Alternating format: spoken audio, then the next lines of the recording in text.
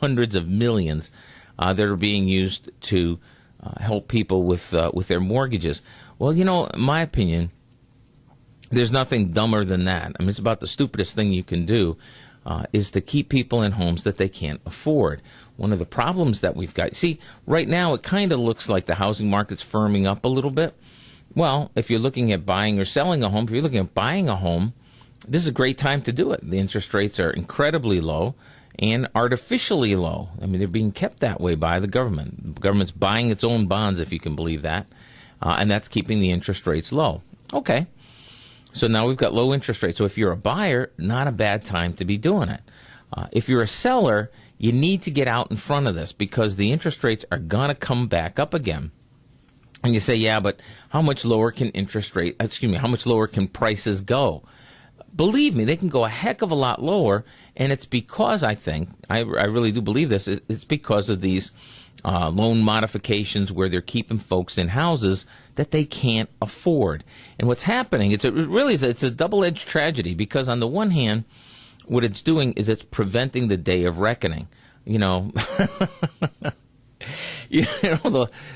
wheels of the Lord grind slow, but they grind exceeding fine. The day of reckoning is coming on these people who bought houses and they're underwater on the houses, meaning that they owe more on the houses than the houses are worth. And every mortgage company's got stories of people mailing the keys in, okay? But you've got these government programs that are designed to sort of prolong the agony. In other words, to lower interest rates or to lower payments on folks.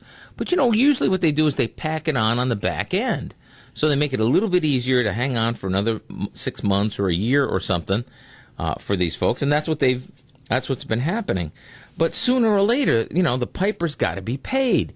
And what is happening, I mean, you can see it already starting, is what's happening is eventually these folks who didn't have enough money to afford the house in the first place, they can't afford it now anyway. And so these houses are going to go into foreclosure. And unfortunately, what the banks have been doing is they've been carrying these bad loans as if they were actual functioning loans, as if they were good. So the books of the bank look a little bit better, right? It looks like these houses are not in foreclosure, but eventually they will be. And when those new houses, the ones that we've kind of staved off the foreclosure, when those come on the market, housing prices going to sink again. It just, supply and demand. It's very, it's home economics is what it is. I mean, if you took home ec in high school, you learned about, supply and demand. This is how prices work. Right now, though, if you're looking at selling your home, you have a chance to get ahead of that price curve while the interest rates are still low. So if you're looking at buying a home, you can wait when these other foreclosures come on the market and housing prices get even further depressed, but those interest rates are going to be floating back up. So this might not be a bad time if you're looking to buy. And don't be buying because of the government. There's an $8,000 tax credit that's available for you if you buy through the spring. There is some additional government money that they're, frosting on the cake that they're ladling out there to buyers. That doesn't mean it's a good time to buy if it wasn't already a good time in your life to buy. See, if you were going to buy the house, well, the government's going to give you an extra $8,000. What do you say? But thank you. Okay, wonderful. Merry Christmas. Happy New Year. Thanks very much for the extra money. But don't let that dictate your decision. You don't ever want to do something based on what the government's going to do. What you need to do is you need to look at the basic economics of the thing. Is this something that works for you? If it is, then go ahead and take advantage of it. No problem. But if you're looking at selling, you got to realize that it may look right now like the decline in prices has slowed down, but that's not a long-term thing. In fact, what we're going to have is this overhang of properties come on the market. So, okay, so I'm Mr. Mean, right? I'm saying, everyone should get foreclosed on right away. Here's the thing. And this is the double tragedy of it. On the one hand, nationally, we're not getting any better because we've got this overhang of foreclosed houses that's going to get dumped on the market, okay?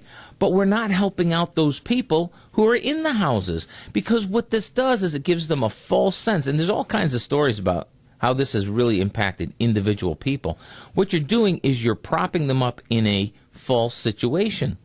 You're quote unquote, help. Oh, look at all the people we helped. Haven't helped anybody, because what you're doing is you're prolonging the agony. You're prolonging a false sense of security that they can actually afford these houses. And what happens is these people take the little bits of life savings that they've got and throw it into the house, right? Because they think they're going to work it out. And then, of course, it doesn't work out. And now not only have they lost the house a couple years later when the market's even worse, but they've also lost their life savings. They've also delayed getting on with their lives.